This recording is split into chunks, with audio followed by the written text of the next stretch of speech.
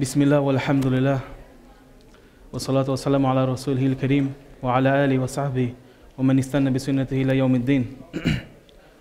Rabbi shrah li sadri wa yassir li amri wa hlul 'uqdatan min lisani yafqahu qawli. Wa ba'd. Assalamu alaikum wa rahmatullahi wa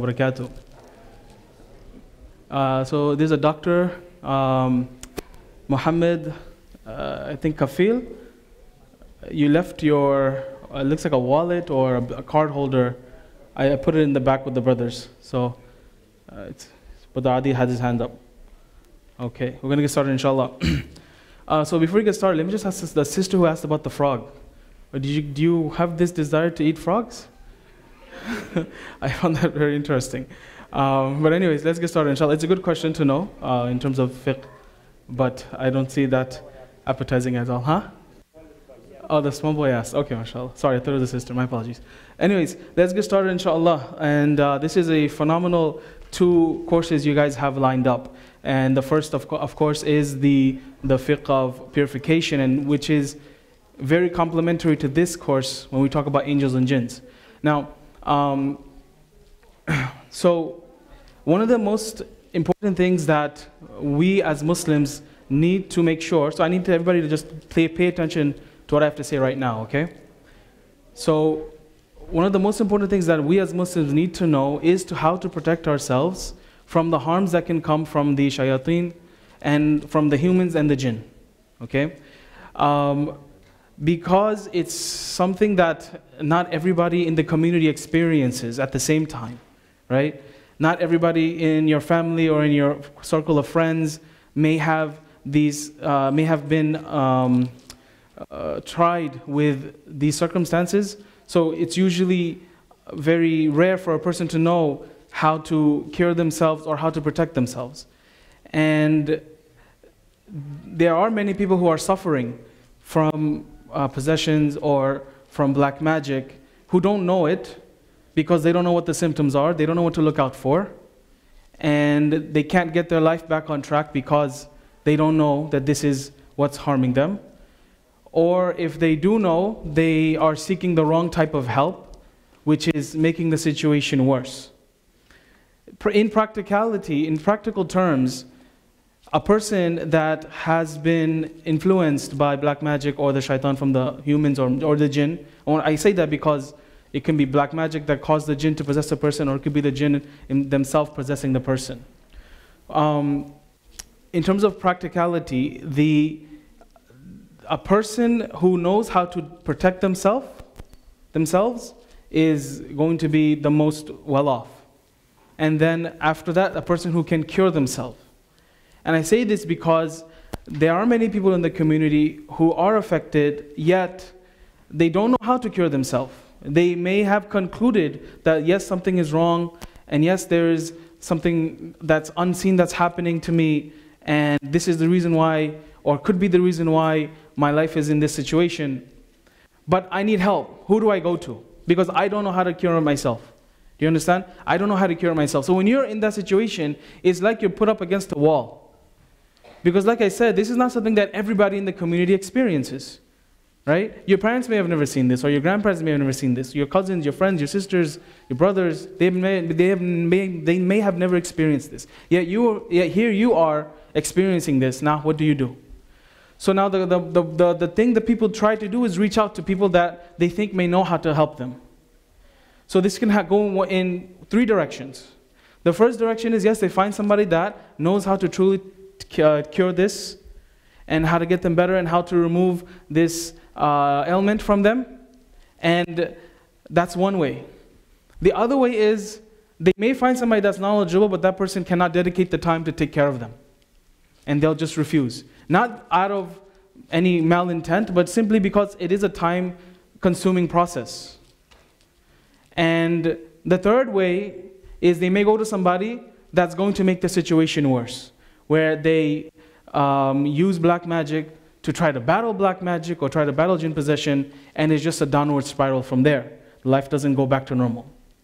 So I want to give this disclaimer out to everybody in this course, that if you know, or even if you don't know, anybody that's being affected, you tell them to come to this course and learn, so that they can help themselves.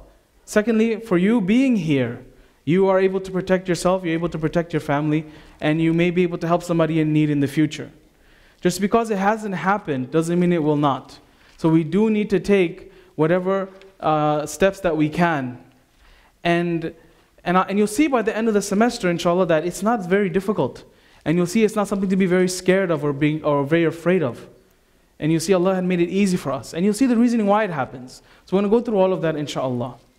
Okay, so please let people know, simply just for the sake of helping them out. Because I get so many emails asking for help. I don't have the time to dedicate to anybody to help. And it's not because I don't want to, because it is a time-consuming process. But if they knew how to help themselves, then they can get better quicker, right?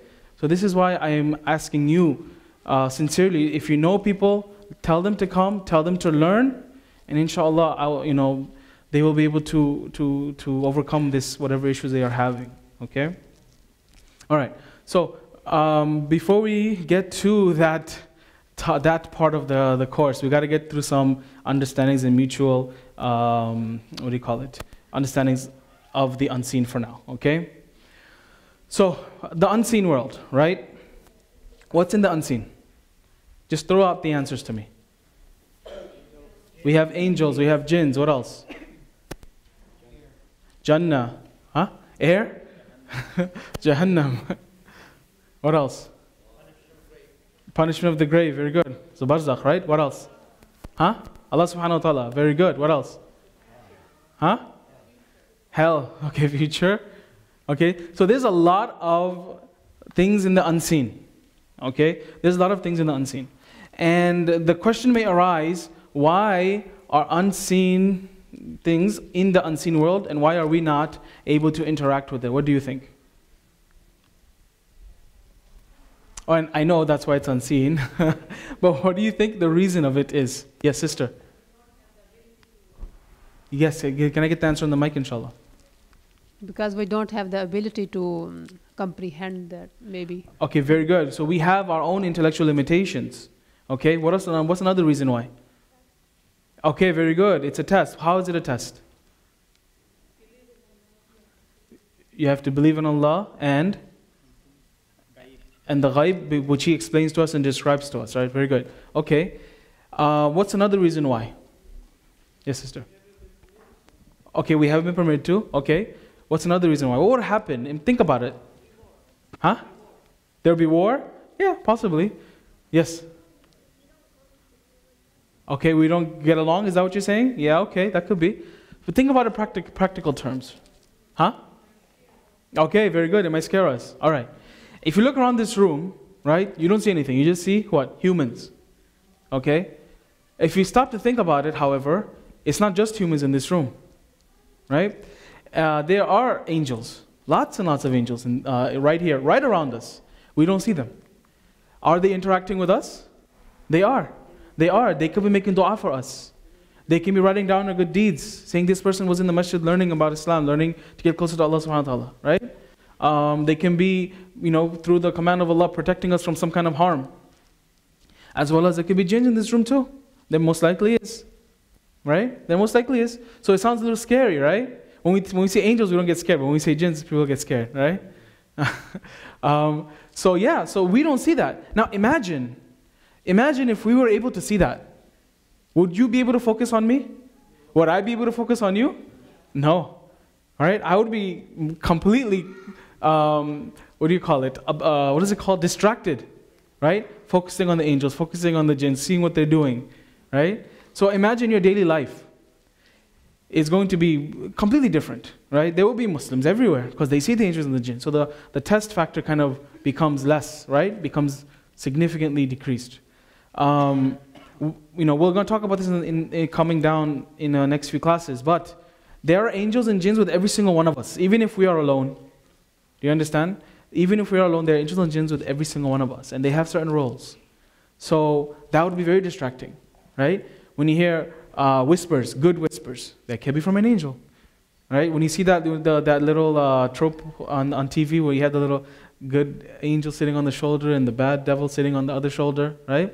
Well, it's kind of close to the truth. There are angels telling us, and it's more than one.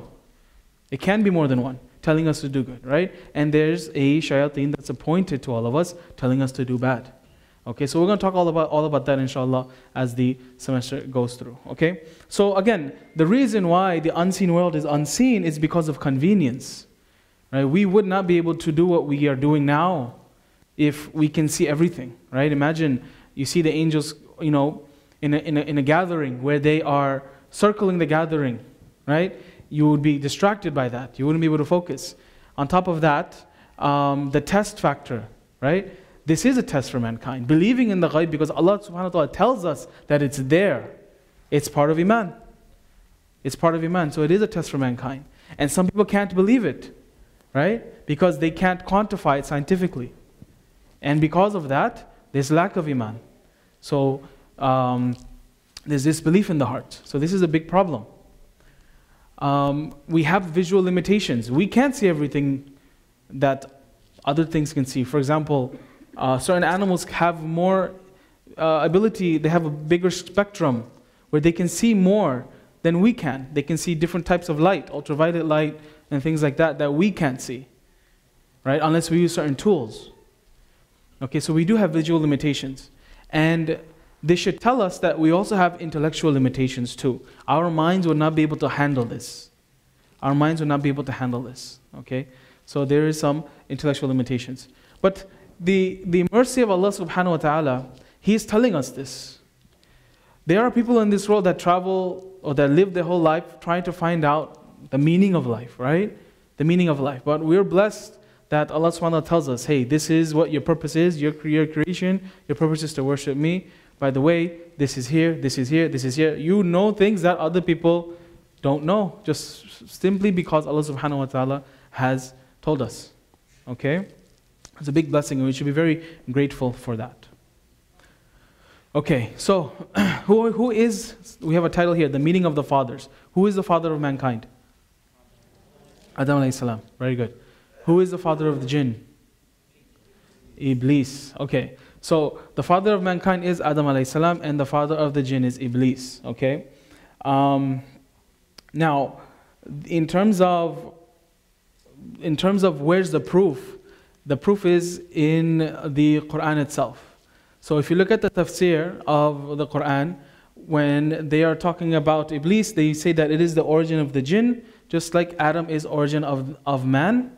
And there is an ayah in the Quran that Allah subhanahu wa ta'ala says, then will you take him and his descendants?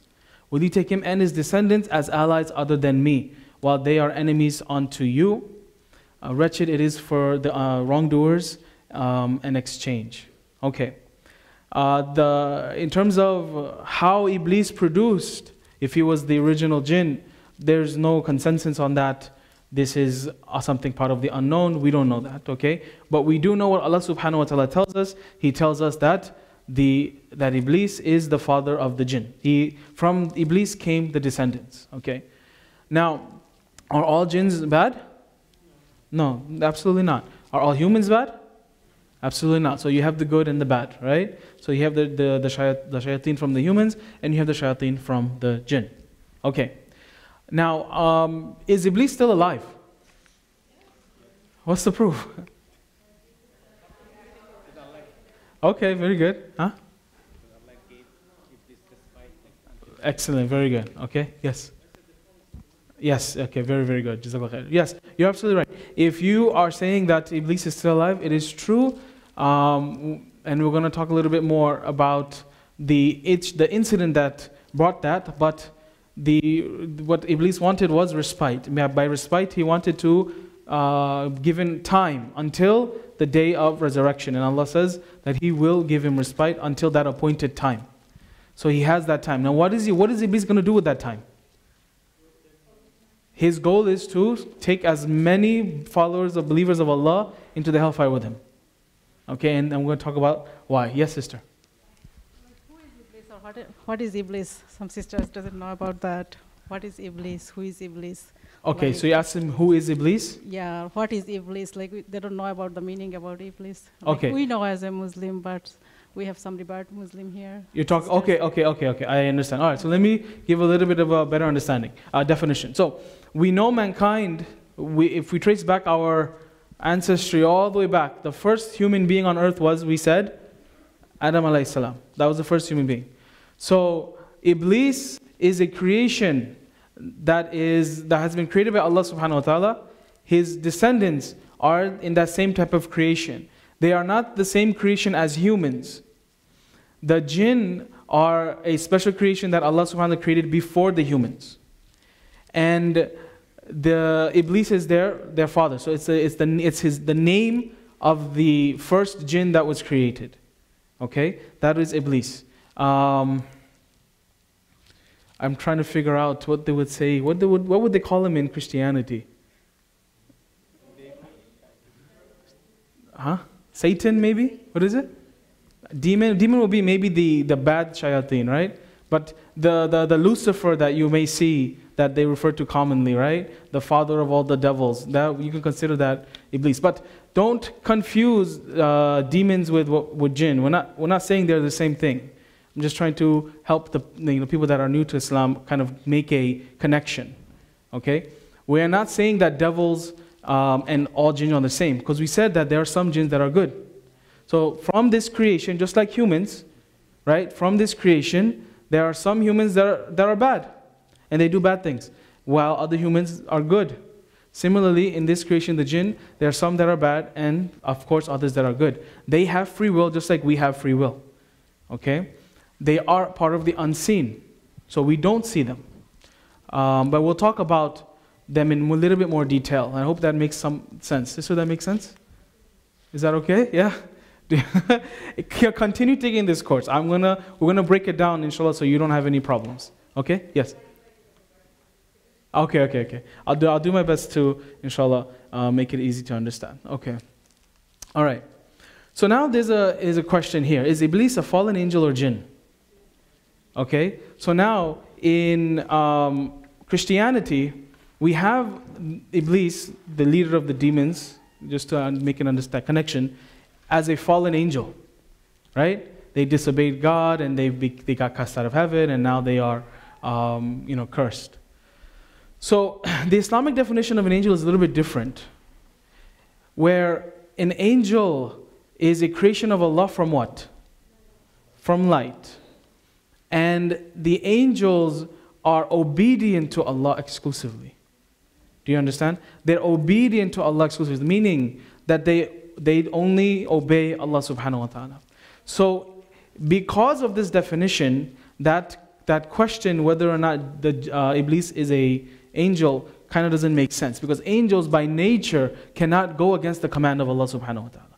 They cannot go. But angels can think. Angels can have comments. Angels can have questions. Okay? Just like us. But in terms of obeying Allah subhanahu wa ta'ala, they will not disobey Him. Okay? So, there's an ayah in the Quran when Allah subhanahu wa ta'ala is talking about the angels. Okay?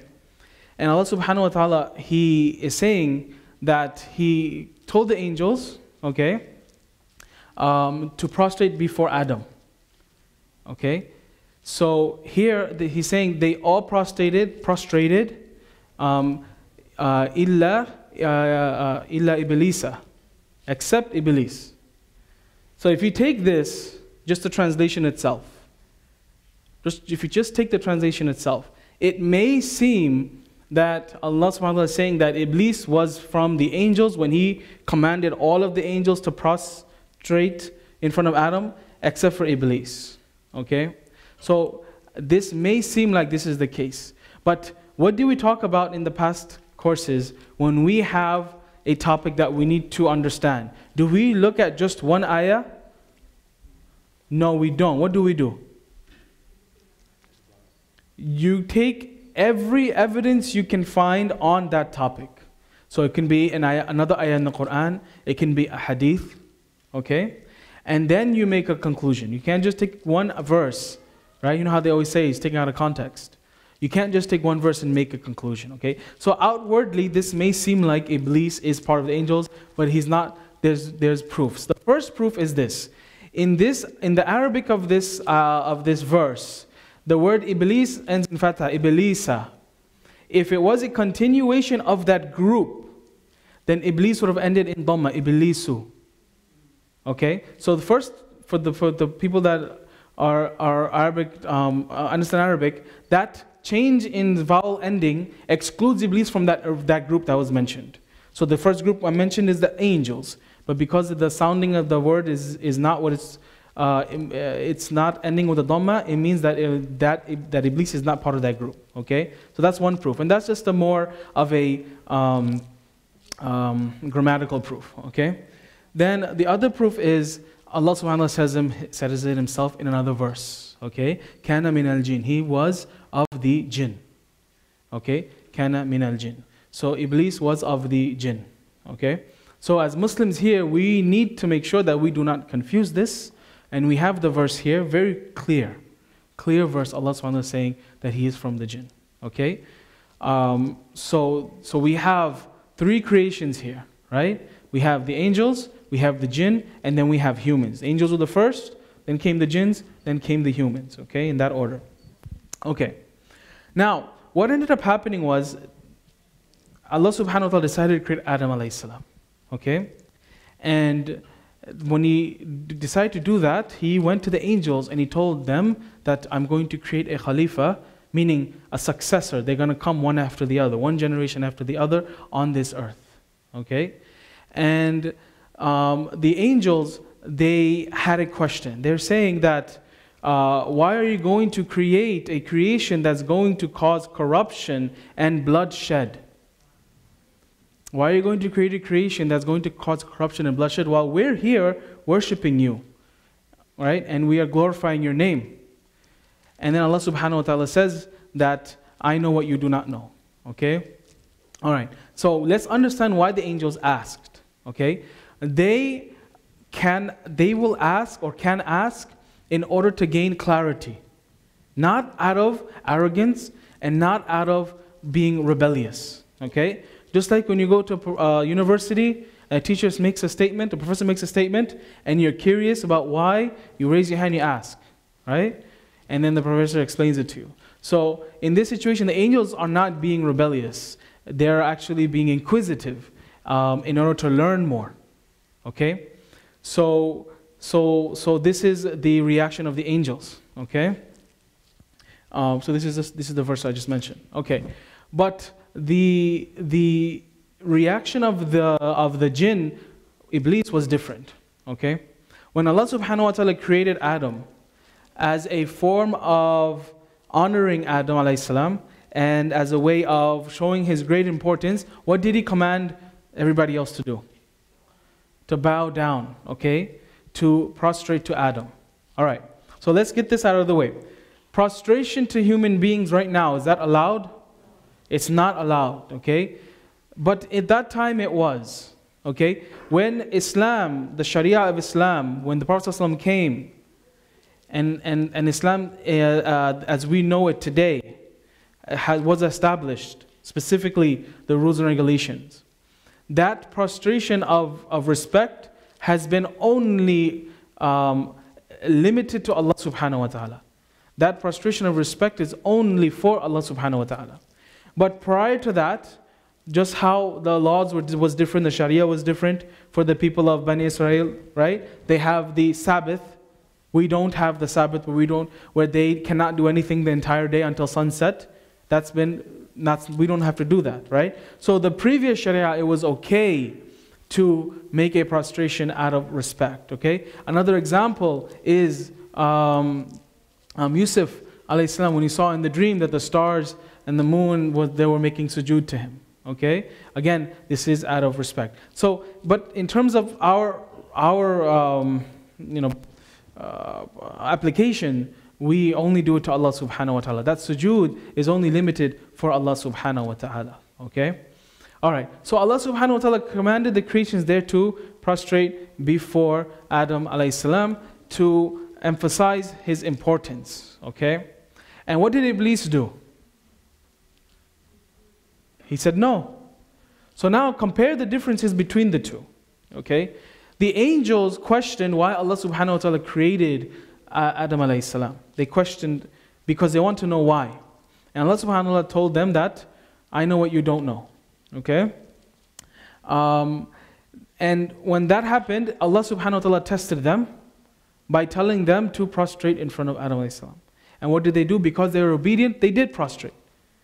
Iblis, at that time, thought of himself to be the best worshipper of Allah. So good that he was, in the ranks of the angels in Jannah, worshipping Allah. So he was tested when Allah subhanahu wa ta'ala commanded him to make sujood to Adam alayhi salam. And what ended up happening was his arrogance got in the way and he completely rejected the command of Allah subhanahu wa ta'ala. Okay? So Iblis rejects Allah's wisdom, and why? He says that when Allah subhanahu wa ta'ala asked him, what prevented you from prostrating when I commanded you? He said, I am better than him. You created me from fire and him from clay.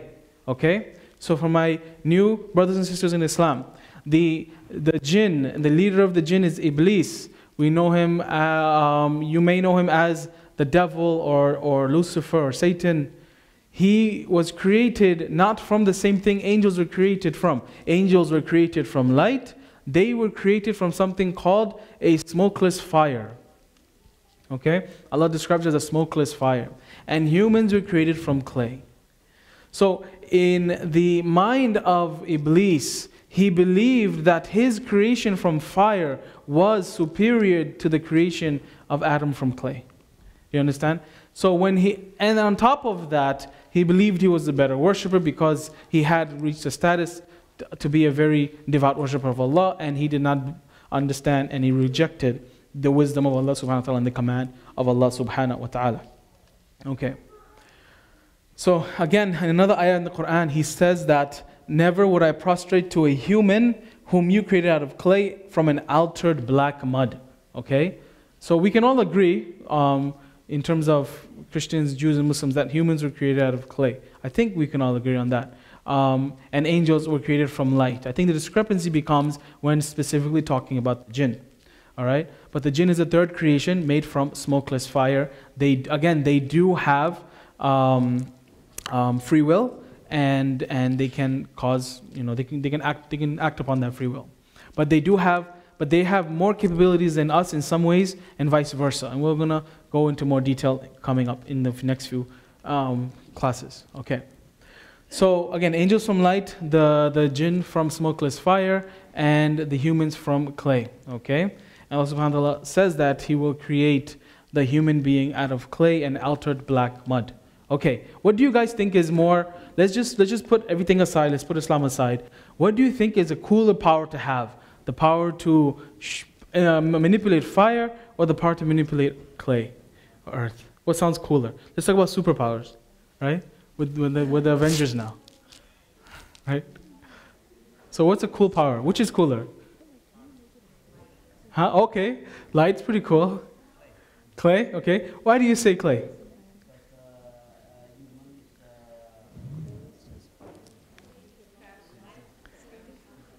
Oh, she said clay can out the light and clay can out the fire. Okay, block the light and out the fire. Okay, very, very good. Okay, so just a little trying to understand this fire versus earth. So Iblis believed that fire was superior to clay. Okay, and we can talk about this. We can have a nice discussion. But let's look at what fire does. Fire burns and destroys, right? It burns and destroys. So it has a negative attribute to it, right? Huh? Also cooks, yeah, but it's burning when it's cooking, right? If you think about it, right? So that's what fire does. Earth, on the other hand, is moldable, right? And this means that it's humble, right? It's calm. You can shape earth the way that you want it to shape. But fire, you can't control it. I mean, you can control it, but you can't control its form. And once it goes out of control, then you can't control it, right? You can't do anything to that. Okay, so earth, the benefit of earth is that it has sprouts, crops, flowers, etc. There's life coming from it, right? As opposed to fire, which destroys and takes away life. Okay? So maybe he didn't understand that this was the case, right? And lastly, it can put out the fire. Okay? It can put out the fire and calm it down. So Iblis made a wrong decision or a wrong understanding from his situation. All right. So in the meeting of the three creations, right? The first the meeting was between Adam alayhi salam, Iblis, and the angel. Okay. If you take that lesson and you want to just get some benefits out of it, all right. The first thing is the angels don't like corruption. See, when they saw that there was another creation Allah subhanahu wa ta'ala is going to put on this earth as a leader, right? And He's going to create more. He said Khalifa, meaning one after the other, succession. When they saw that, they thought, okay, there's going to be war, there's going to be crime, there's going to be bloodshed. They don't like that, right? They asked them, why would you put a creation that has corruption and that shed blood? Two things that they dislike. Because one, corruption, obviously, I can't, it's bad. Bloodshed goes against creation itself. Allah subhanahu wa ta'ala created it. Bloodshed is destroying it. Yes. I just want to verify. Yeah. Was there jinns on earth while Iblis was in Jannah? Yes. Okay. And I'll explain to you in a few minutes. Is that the corruption the angels are talking about? Possibly. Oh. Yes. Okay. So the question I'm going to expand on that and what her question is. She asked if were there jinns on the earth before humans. Okay. A lot of the scholars say yes, this was the case. And why? Is when the angels saw that they had free will and they caused corruption, then they linked it to Adam alayhi salam and the fact that he had free will, and that means that his descendants may cause the same type of corruption. So they're linking the two together. Okay, so it's a little bit of a broader understanding. So the angels don't like corruption. They don't like bloodshed. They don't like taking away life when Allah subhanahu wa ta'ala created life. Okay. Another thing that happened was this. When Allah subhanahu wa ta'ala created Adam alayhi salam, this is the same story. The angels, they asked why. Allah said that I know what you don't know. Okay, so the angels retreated. They didn't continue asking questions. Allah subhanahu wa ta'ala taught Adam alayhi salam things the angels didn't know. He taught Adam alayhi salam things the angels didn't know. So He taught him the names of everything. So what does that mean? Like, this is this is that, this is called this is called that. Names that angels didn't know, that they were not taught. Okay? And some scholars say that he was taught the name of everything in every language that ever existed on the earth. So this is just an opinion of some scholars. But all we know is that Allah subhanahu wa ta'ala taught him the names of everything, and the angels didn't know the names. So Allah subhanahu wa ta'ala took Adam alayhi salam and He told him to teach the angels, showing the angels the honor Allah subhanahu wa ta'ala has given Adam alayhi salam. Okay, so Adam alayhi salam went and taught the angels. So when he went and he taught the angels these things, so, a lot of us may have things that we do that are very good. Maybe we give charity, maybe we study a lot, maybe we memorize Quran, and we all have a fear of showing off. We don't want to show off. We don't want our deeds to be decreased, okay? But one thing we should understand is that if we are informing without the intention of showing off, without the intention of the person telling me that I'm so smart and I'm so educated and I'm so dedicated, etc., etc. If you're informing somebody to benefit them, for example, in this situation that Adam alayhi salam informed the angels of the names of everything, right? This is something they didn't know, which is obviously going to impress them. But he didn't do it for the sake of showing off. This is the sake of informing. So if you are teaching somebody something, right? Or you are trying to help somebody accomplish something and you're teaching them a routine or a habit or a tip, this is not showing off, okay? As long as your intention is to help them or it's to get them to the next step of whatever they're trying to accomplish or educate them a little bit more, and you don't have the intention of them praising you and saying you did this and you're so amazing, then this is not showing off, okay? And we have examples from the Sunnah where Prophet ﷺ, he asked, who gave charity today? And Abu Bakr radiallahu anhu, he raised his hand, right? And who visited the sick? And Abu Bakr radiallahu anhu, he also raised his hand again. And who was at a janazah? And he raised his hand again. So this is not showing off. He's not showing off that I did all this, right? He's informing them to motivate the others to do the same thing. Okay, so don't feel like that when you do something good and you see somebody else that can benefit from it, don't let shaitan make that waswasa, that whisper, to prevent you from sharing that good. Okay, and that goes in terms of what you learn here today, right? There may be a time in your life, or not today, but this whole semester, there may be a time in your life Well, any knowledge, but specifically in terms of ruqya, right? Meaning how to get rid of a jinn possession or how to get rid of black magic. There may be a time in your life where you need to help somebody out, right? So don't let the shaitan whisper and prevent you from doing that, okay? All right. All right, number 3 is don't question the wisdom of intellect, but question your own intellect, okay? When Allah SWT told the angels, I know what you don't know, right? They said that He is all-knowing and full of wisdom, Al-Hakim, right? And what Al-Hakim means that He puts everything in the proper place, where it belongs. So they didn't contest when they understood that. They said, okay, we don't understand something, right? And Allah subhanahu wa ta'ala does. So they decided to continue. I mean, they didn't fight back. You understand? They were continuously obedient. Okay. But similarly with us, because we know angels can't disobey Allah, right? But humans, we can, and it's harmful for us. For those who disobey Allah, there's going to be punishment, right? In our life, we're going to have hard times. Nobody has an easy life from birth to death. Okay. There is going to be some difficulty that happens in our life, right? And this difficulty can be a huge test for some people. It can be a huge test. It's like, why is this happening to me, right? So it takes a lot of understanding and iman just to say, okay, I don't know why this is happening to me, but Allah knows best, and I'm going to submit. I'm going to submit, I'm going to give up, and I'm going to trust in Allah. Not give up, meaning I'm not going to lose faith or be disobedient to Allah. Okay, and so this is very important in this topic, because there are people that are affected by the jinn or black magic. Like I said, they're really against a black wall. They're really against a wall if they don't know how to cure themselves. Okay, so this is a very, very important course for us. All right. Number 4, another lesson that we can learn: honor. Honor is not due to looks or possessions. Okay? A person may be very good looking or maybe very wealthy, but Allah subhanahu wa ta'ala is not looking at that. Okay? It's not looking at looks or possessions. It's not looking at how the person looks. It's really what is the number one thing that we can take from this lesson as a way of increasing honor is when Allah subhanahu wa ta'ala taught Adam everything, right? So knowledge is something that's very honored, okay? A person that's obedient to Allah will be honored, and so on and so forth, okay? Just because a person looks very wealthy or very happy or very, well-dressed, it doesn't mean that they are deserving of honor, okay? All right.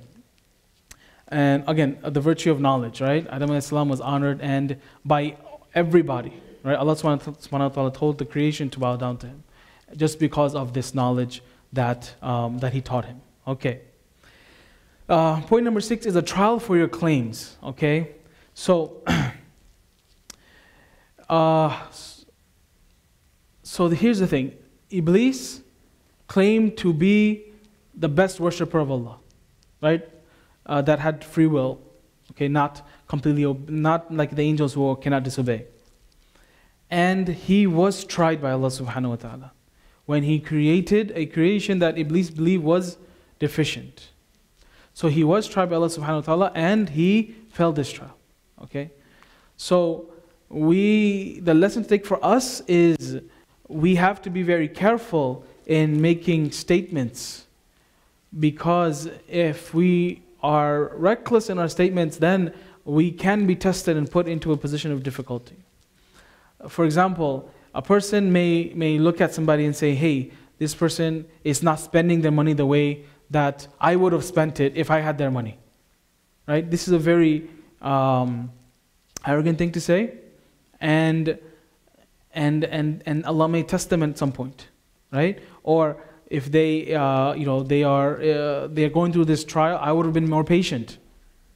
Okay? And then sooner or later they're going to have to be the person going through a trial. So be very careful in your statements, right? A person that says that the only thing that matters to me is worshiping Allah. Right? That's a very bold statement.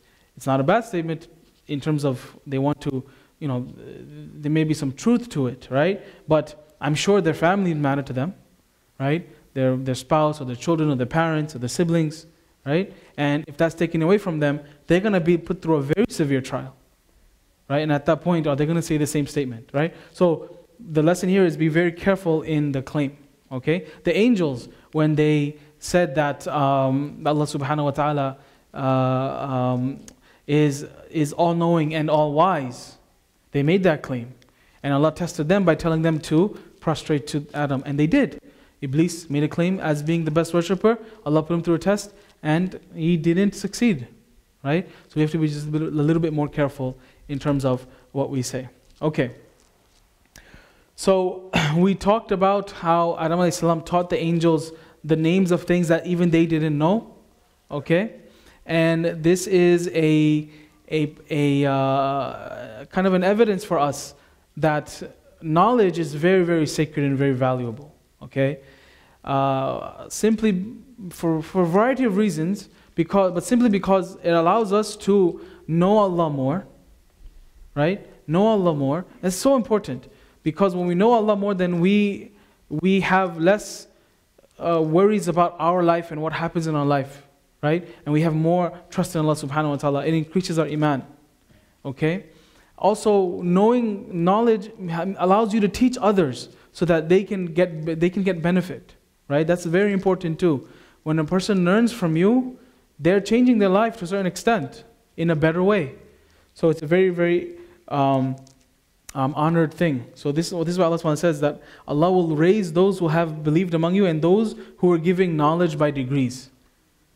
So those who believe and those who have been giving knowledge, so those who know, will be raised even more. Okay? So Allah subhanahu wa ta'ala will raise the status of the person who is knowledgeable. Okay? Okay, number 8. Allah subhanahu wa ta'ala honors and prefers who He wills. And envy is a lack of trust in Allah. Right? How apparent is this? This is very apparent in the story of creation of Adam alayhi salam. Right? Very apparent. When Allah subhanahu wa ta'ala gave preference to Adam alayhi salam. Right? He honored Adam alayhi salam. And Iblis, he was envious of that, right? The devil was envious of that. And because of this envy, he ended up in being cursed, right? And his abode being the hellfire. So this envy shows a lack of trust in Allah. Okay. Now, when we are in a situation where maybe somebody in our life has something we want, right? When we desire that they don't have it and we get it, this is the harmful one we're talking about. This is the one that we cannot have. Okay? If we want something and we have no desire for them to lose it and we want the same thing, that's okay. Nothing wrong with that. Okay? So that's perfectly okay. So let's say somebody has a beautiful car, right? Or a nice house, right? Or lots of money in the bank, right? Or a wonderful family, right? I'm not saying our family is not wonderful. Let's say some people have a little bit of a harder relationship with their families, right?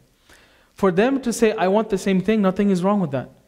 Do you understand? But for them to say, I don't want them to have it, I want to have it, there's sin in that.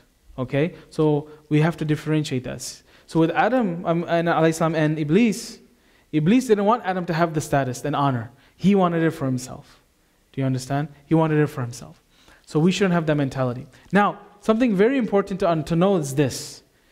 If Allah subhanahu wa ta'ala has granted somebody with some good, right? What do?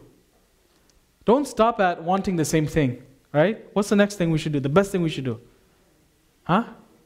Make dua. Very good. We go to the person who gave your friend or your family member the house or the car or the wealth, and we ask Allah subhanahu wa ta'ala for the same thing, right? And we ask it from the Creator, from the one who gives us. We ask Allah subhanahu wa ta'ala directly, okay? So that's a very beautiful thing that we have, that we're able to just go to Allah subhanahu wa ta'ala and ask, okay? And we know from various hadith that Allah subhanahu wa ta'ala answers all of our dua, okay? Whether it is immediately or it's postponed, that's up to Allah subhanahu wa ta'ala, and He knows best when we are going to benefit most from it, okay? So ask Allah for everything. Okay? You're going to get it. You're going to get it. Either you're going to get it in this life or you're going to get it in the next. and you're going to value it more in the next as opposed to this life, right? You're going to love it more in the next life as opposed to this life. But the point is, you're going to get it. Whatever you ask Allah subhanahu wa ta'ala for, you're going to get it. Okay?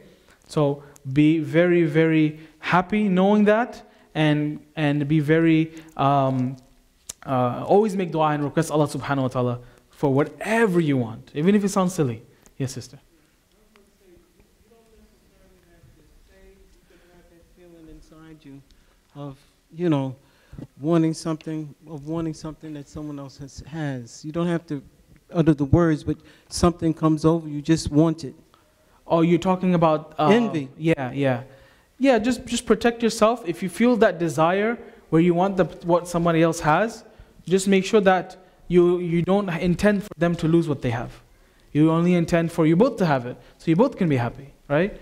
So don't intend for the other person to lose what they have. Okay, that's what we don't do, and that's a sin. Okay, very good. All right, any questions? Yes, sister. So you know how you said like if we're not allowed to bow, right, to any human. Yes. What if you're like in a play and like, you know how at the end the actors all bow? Okay. What are you supposed to do in that situation? All right, so look, even in plays or martial arts, they bow to one another, right? You can explain preemptively before that situation arises. You say, hey, listen, part of my religion is I don't bow to humans, I only bow to God, and they will not have any problem with it. From my experience, nobody has ever had any problem with saying, I can't bow to you, sensei, for example, right? So don't worry about that. If you're in a play and you have to bow at the end, you can just say thank you, or thank you, or thank you, like nod your head, not bowing, but just saying, you know how guys say what up, or thanks, right? So the what up is up, thanks is down, right? So you can do something similar, okay? And you can tell the teacher beforehand, you can tell the people that are in the play beforehand, hey, listen, I can't bow to you, don't be offended, I'm not disrespecting you. You can explain the situation, and they'll appreciate it. Do you understand? And you'll open up a door to them for them to be more inquisitive about Islam. Oh, this is very interesting. They don't bow to creation, they only bow to God. I might do some research when I get home tonight. Right? So that's a pretty good thing. All right, brothers, any questions? Yes?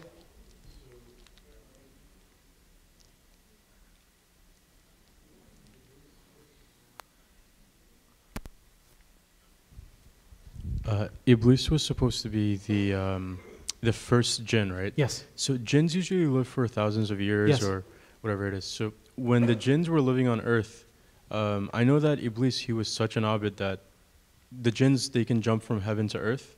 Okay. And there wasn't a place that he didn't make dhikr of Allah. Okay. So he was such a powerful, such a high level abid.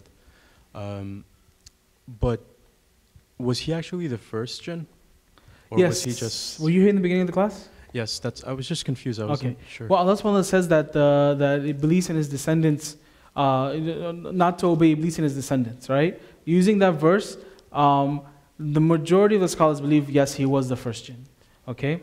Is there a difference of opinion? I've heard it, but I think it's safe to say he was the first, because that ayah was pretty apparent, like he was the first jinn, and his descendants, right? Because if you think about it, right, the shaitan, when we talk about jinns, shaitan can be from humans or jinns, right?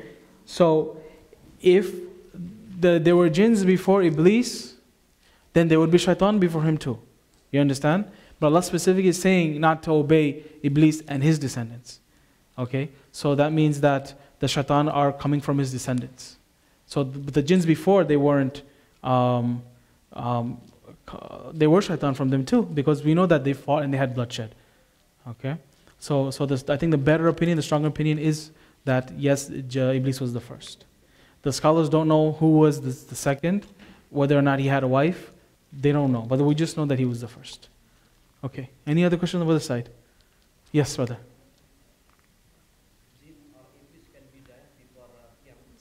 Okay, can you repeat that on the mic?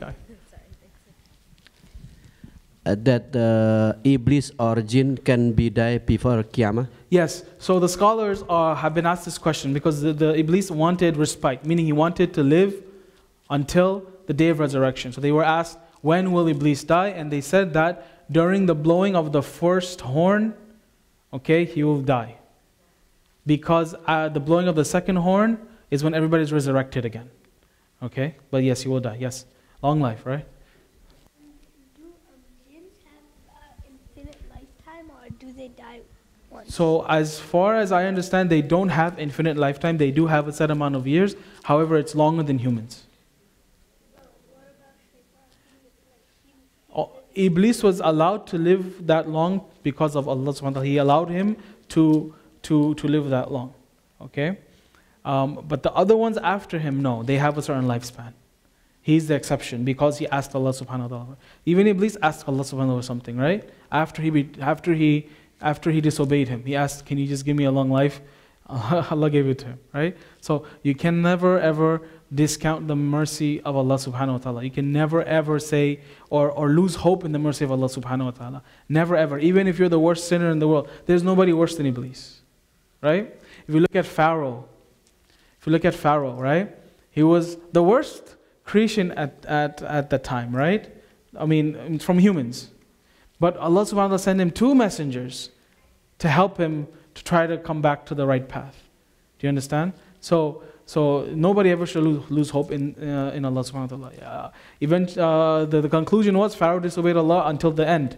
But it doesn't mean that all human beings are like that, right? A person may be a sinner today, but then may change his way the next day because because Allah subhanahu wa ta'ala is, allowing them to change, and because out of His mercy. So then they shouldn't lose hope in Allah subhanahu wa ta'ala. Okay? We're off on a tangent there. Sisters, any questions? Okay, we're going to conclude here, inshallah. I will see you next week. Please, please, please, please, please, if you know somebody, I'm really asking you, because it's very sad. When somebody says, hey man, my spouse is not having children, keeps getting miscarriages, right? Or my father, he completely changed, or my wife completely changed. How do I help them, right? It's very sad. And it's not hard. It's not hard. So inshallah, I hope I can benefit you, and ask Allah subhanahu wa ta'ala to protect us from the shayateen of the humans and the jinn, and allow us to learn this knowledge and implement it. Allahumma ameen. Assalamu alaikum wa rahmatullah.